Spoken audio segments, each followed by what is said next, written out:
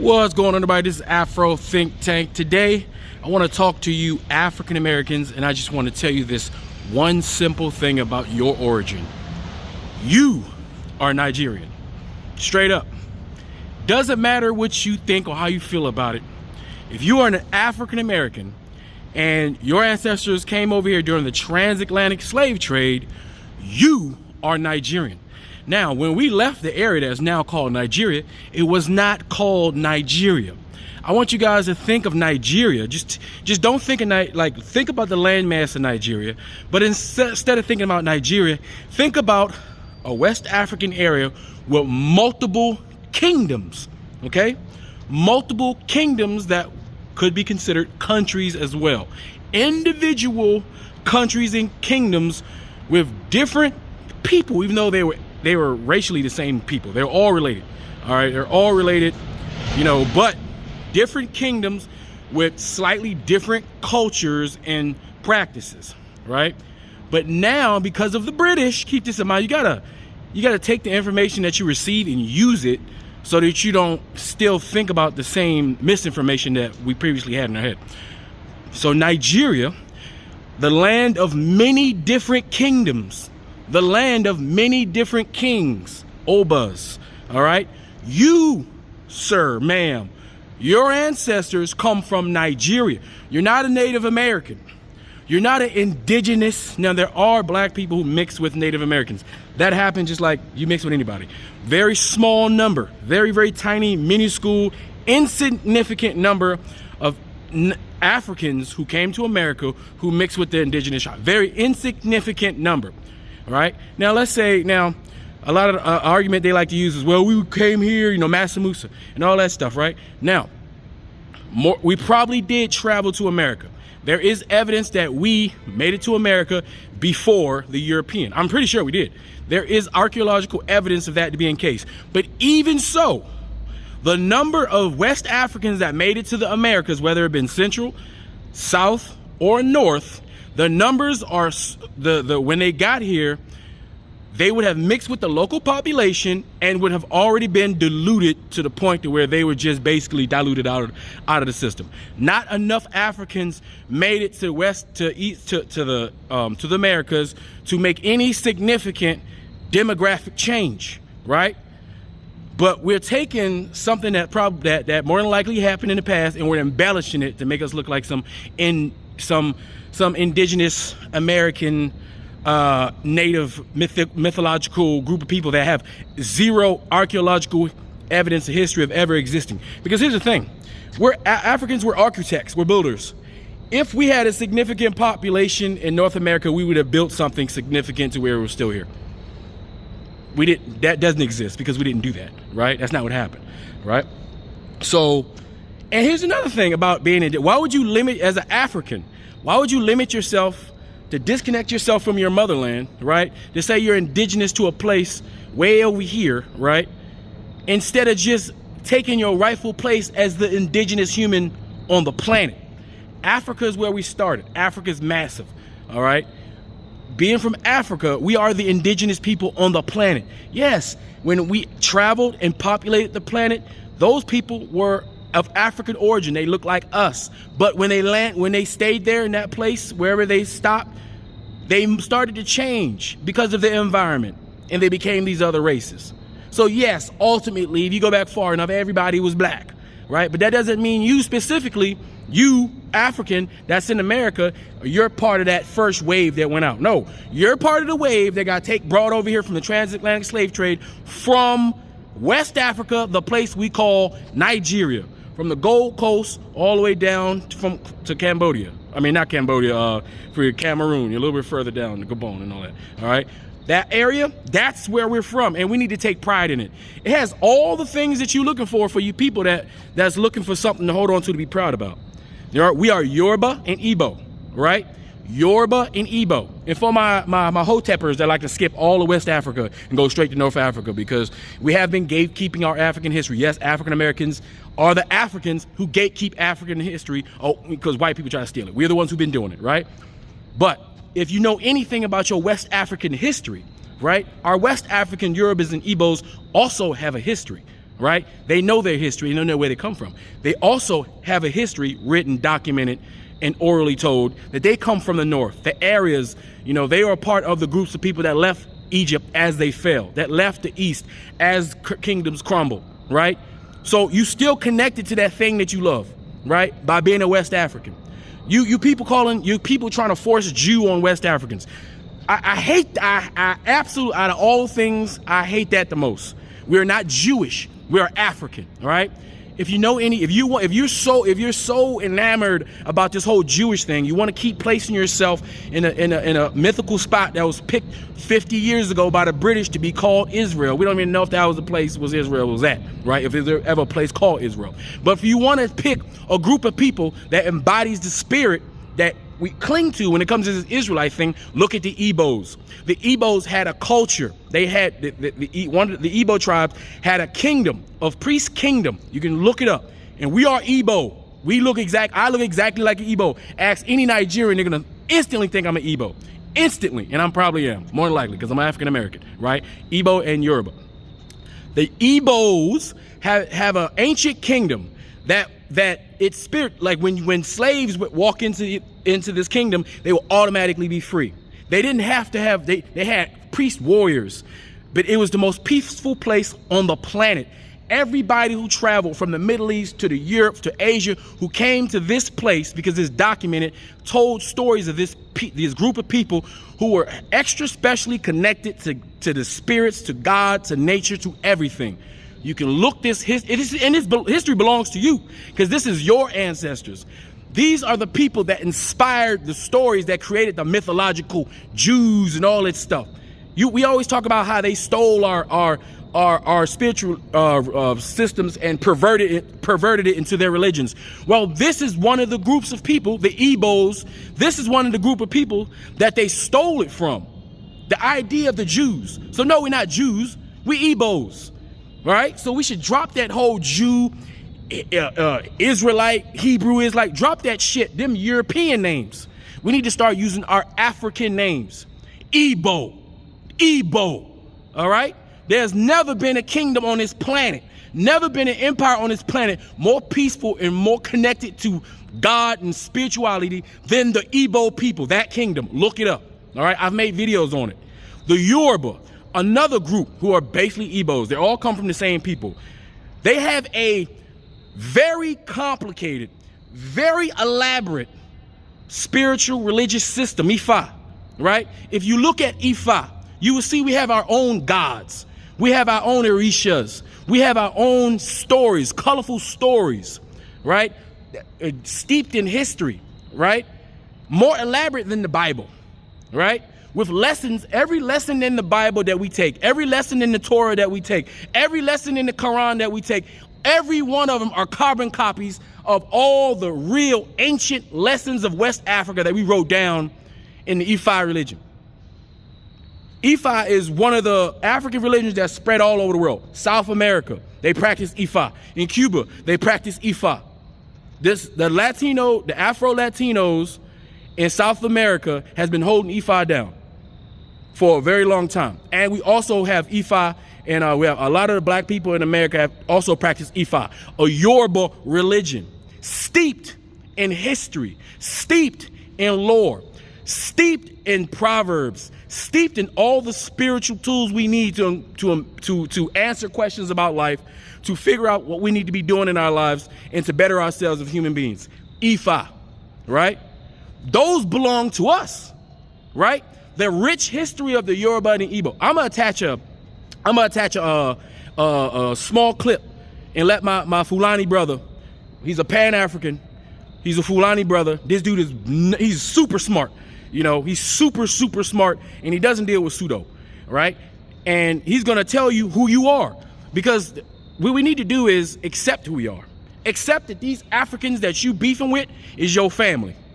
Accept that these Nigerians that you got to compete with is your family, period. It don't matter whether you like it or not. That's who you are, because when you went to do your DNA, for the ones who did, y'all found out that's where you from. And if a Nigerian was to do their DNA, I guarantee you their DNA, when spread out, because it would show up just like African American. The only thing that when a Nigerian does their DNA, that an African American who does their DNA, the only difference is going to be that piece of European we got in us. Other than that, the same spread is going to be in Nigeria. Why? Because Nigerians and the population of Nigeria represents all of Africa. Every African phenotype, every African group from every part of Africa at some point coalesced in that place called Nigeria. And they have their own individual sub-tribes in Nigeria. That's a small sub-tribe of a bigger tribe that's outside of Nigeria, that's on other parts of the African continent. That's the truth. Because keep in mind, Africa was a place full of kingdoms, big kingdoms, kingdoms that rivaled London, kingdoms that had more structures than London, that was bigger than London. When the people from London came, they realized that West Africans were way more advanced than them. Every European, when they came to the place that we call Nigeria and went to all these kingdoms, they realized that Africans, West Africans, you know, the ones they say, we ain't never did shit, we ain't never built nothing, we ain't never been about nothing. They realized that those very same Africans had universities, right? The first universities were African universities, a museum. Museums were actually universities. That's what we used to call them, but now just say universities. We had the books. Did you know that West Africa, that place that we call Nigeria and all that, did you know that our biggest currency back then was books? Wasn't even gold, even though we had plenty of it. Books, keep in mind, these are the same, you know, we're supposed to be the people who can't read because all we do is sing all of our history, right? No, but we wrote it down too. We have language, written language. We have math, science, all the disciplines that all the major universities had. West Africa, in those very same places, right, that you African Americans, some of you guys, are ashamed to associate yourself with. But you want to associate yourself with a place in the fucking desert that ain't got no resources, ain't got shit. There's nothing there. There's literally no reason to fight there. I don't even know why people fight for the desert, right? The Egyptians were smart enough not to sit there and fight them, the wave after wave of Arabs and Europeans for some desert that was already drying up any goddamn way. That's why they rolled out, went back home, right? They went south, right? That's what they did, and created other kingdoms, right? And their culture modified and changed, because culture always change, right? That's why we get the Songhai and the Mali and all that stuff. We get in the various kingdoms in West Africa. These are the same people with the same rich culture. And that's why I'm always talking about when African Americans, we need to go home. Nigeria, I don't care what part of Africa you go to, they're gonna make you feel good. They're gonna make you feel home. They're gonna make you feel welcome. I encourage all my African Americans to go to any African country they feel comfortable for. But for my serious ones that want to go home, that want to go to a place that when you get there, everybody look like you and act like you, just with some more African swag, because you know they didn't lose all of their culture, right? They still pounding yam and we just mashing potatoes. You understand? They pounding yam and we just mashing potatoes, right? They grating their okra and tomato. We just chop our tomatoes up, our okra up, and chop up the tomatoes. It's the same, we the same people. It's just that Europeans has convinced African Americans to be ashamed of the very place that they're from, right? Even though Europeans stole all of the shit from the place that we're from, including us, and put it in their magnificent museums for all of their fellow friends to come and see, right? They so pressed, they won't even give back body parts. That's how pressed white people are. They won't even give back fucking body parts. That's how weirdly impressed and they're just so, it's just weird. They're just obsessed with us. But we need to focus, a lot of us, the serious ones, the ones that want to make Fortune 500 businesses, like the one, if you want to escape to Africa and you want Africa to save you, go ahead and find another country, right? Go find another country that's conducive to saving you, right? But if you want to go somewhere where you can be a part of the solution, go to Nigeria, because they need, you know, they need help. They need the first, second, and third Nigerian generation to go back and help develop, right? Use them skills that they came over here and got, the business development skills, the organizational skills. Take that shit back. African Americans, you know, we run all the governments. state and local. We know how to do all that shit. DMVs, Department of Motor Vehicles, Social Security officers. We can do all that, right? Take that, all them skill sets and take it back to Nigeria. We have a home. Matter of fact, we got another home. It's called Liberia, but we don't forget all about that, right? But Nigeria, we have a home. We have a people who know that we're their people, like they know it. And here's the funny thing, right? For all my people that be like, I don't come from here, there's receipts. The United States government still has the receipt. Keep in mind, these were corporations who bought us. They purchased us. Yes, we're humans, but they purchased us like you would go purchase cattle. If you went to America, if you went to go purchase cattle, guess what? You're gonna have a receipt. You're gonna have a branding. You're gonna have a ship. There's gonna be a network that ships you here. Like that's what they did with us. They got receipts, right? We got branded like cattle, like actual cattle, like livestock. That's how we were treated. The United States government, literally in the National Archives, has the receipts with the ship names, port of call, port of landing, number of Africans put into the transatlantic slave trade. Some even got names of the captains, name of the vice captains, names of the person, the purchaser, names of the buyer, all that shit written down, documented, the original receipt. National Archives, you can Google it. Google National Archives, slave receipts, or transatlantic slave trade, National Archives. You can go see the original documents. There is no question that African Americans come from Nigeria because we were one of the latest groups to leave. Most of the Africans that went to Colombia, that went to South America, and them, they came from the Congos, right? The DRC came from there, right? The Portuguese, right? But later on, because they didn't come to America right away, they was running it, they was doing it in South America and Central America for about 200 years before they started bringing us here. When they started bringing us here, they brought the people from Africa, from Nigeria, who are experts in tobacco, in rice, in sugar. They brought the experts. That's why they brought us here, because we knew how to grow sugarcane, rice. We knew how to grow tobacco. We was already doing it. That's why they took us. They didn't, you think they trained us? You think they went over there and did all that to have to bring us over here and then train us how to do it? No, we already knew how to do it. All right? That's why they brought us. We had the skills already.